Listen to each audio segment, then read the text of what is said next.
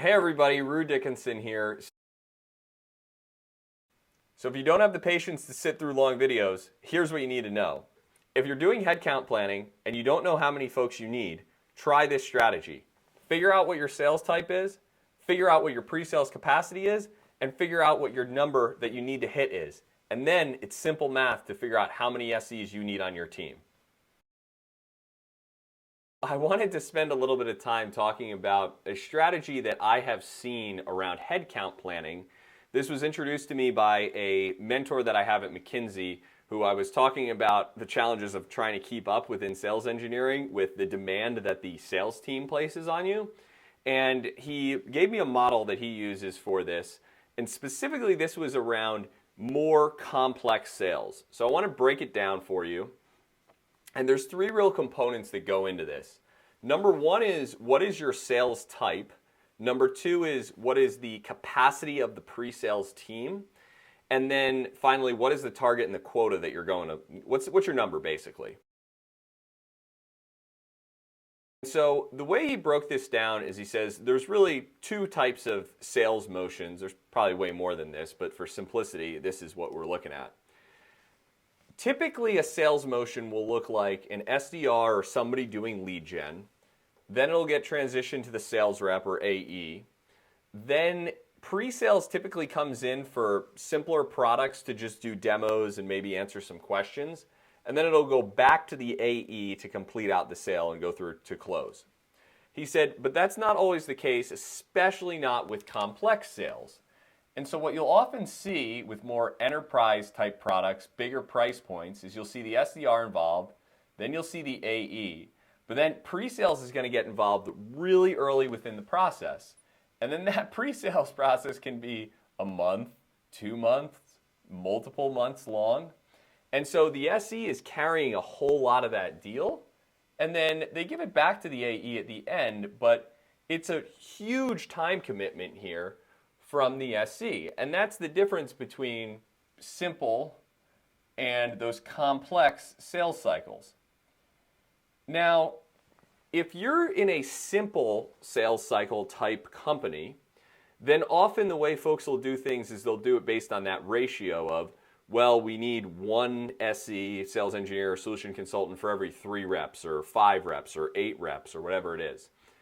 But if you're in the complex side, what he was telling me is, he says, it almost makes sense to treat your SEs like additional salespeople because they have such a huge role that basing it off of a derived number from the AE headcount doesn't always make a lot of sense.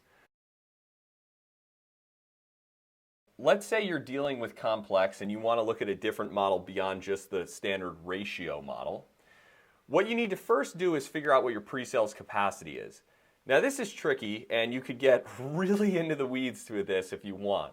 But ultimately what you're trying to figure out is how many deals can a SC work per month, quarter, year. And in order to do that, you want to look at what does the average, let's say, for simplicity's sake, week look like.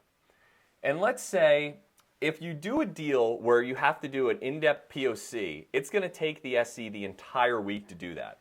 So 1 week out of every month, let's say, the SE is spending their entire time on one deal. So you could add that and you'd say 1 POC type deal per month is what the standard SE can support.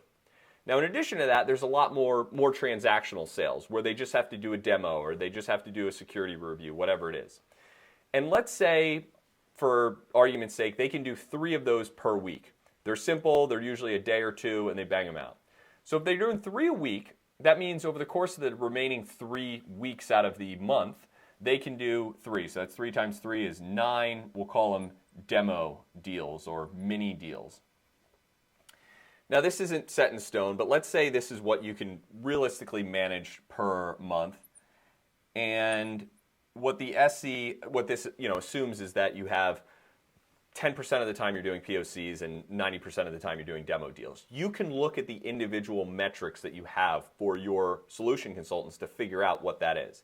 But let's say for simple math, they can handle 10 deals, and that's per month. That means just simply times that by 12, and you've got 120 deals per year. So that's your SE capacity. That's how much one SE can do, assuming they're fully enabled. From there, what you need to do is figure out what your target or quota is and how much that SE has to work. So to do that, you would look at a different equation. So you want to first figure out what's your target. And so I recommend putting that up there. Let's say, for argument's sake, we're at a $100 million target. Then let's say that your average deal size is around, let's call it 100,000, so 100K. If you're doing that, then your total number of deals that you would need to close is going to be the target divided by the average deal size, which gives you 1,000 deals that you have to close with all your sales reps and your solution consultants. Now, you're not going to just work 1,000 ops and close 1,000 ops. That's where you need to figure out what your pre-sales close ratio is. And this is not the same as your standard win rate. So if you're closing, let's say, 10% of deals that start right over here at the SDR point, you're not going to be closing that many when you get into pre-sales. You're probably going to be closing more because stuff's going to fall out of the funnel. So let's say, for argument's sake, this is the number you're looking for. This is where the close rate starts and your calculation starts. You want to see how often, when an SE touches a deal, does that deal close? And let's say that's 25% of the time, because maybe the POCs you actually close 50% of because the customer is really serious, and the demos you're only closing, 10%. Regardless, you want to figure out what that rate is. And that's important because then what you do is you take your total number of deals that you need to close, you divide that 0.25 into that, and now you figure out the total ops that you need to work for sales engineering. This is then going to be 4,000 ops that you need to be working on. And so this is where you can just simply do the math to figure out what's your capacity and what do you need to actually work, and then just do the math to figure out what that number is to figure out how many SEs you need. So your SEs needed is going to be that 4,000 divided by the 120 ops that they can work per year, and that comes out to, I think it's around 33 or so. So that's how many SEs you're going to need. So give this one a try. It's just an alternative, another data point to help out with headcount planning. And you might find that it validates a lot of the things you already know. So for example, if you know you need 100 sales reps to hit your number, and you typically have a 3-to-1 ratio, if the math here comes out to 33 SCs to support those 100 reps, then you know you're in good shape. If this comes out and it looks like you need 50 reps, well, maybe you need to look at more of a 1-to-2 ratio of SEs to AEs. So play around with it, just another data point to help out with planning.